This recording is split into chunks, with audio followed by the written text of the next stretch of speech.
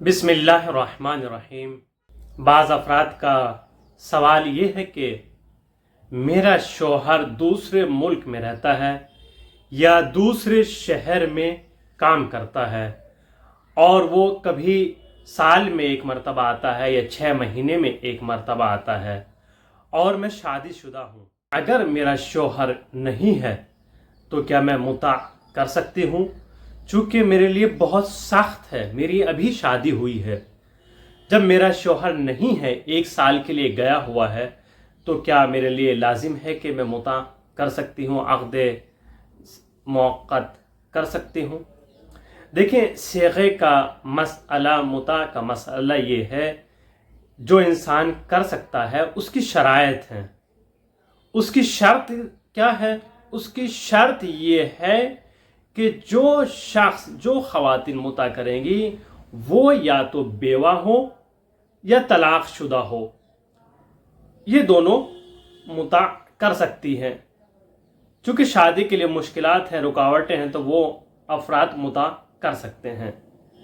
और जो ख़ातून शादीशुदा है, चाहे उसका शौहर उसके पास हो या ना हो या दूसरे मुल्क में रहता हो, वो किसी भी सूरत में मुता नहीं कर सकती।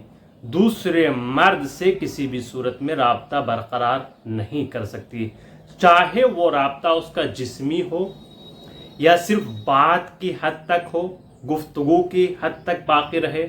बाज़ ख़वातीन ऐसी, उनके शौहर नहीं होते हैं, सालों साल नहीं आते हैं, तो सिर्फ वो लज्जत हासिल करने के लिए गुफ्तगू करती है, जिस्मानी शहवत हासिल नहीं करती, बल्कि गुफ्तगू के ज़रिए वो लज्जत हासिल करना चाहती है, तो वो भी किसी भी सूरत में जायज़ नहीं है।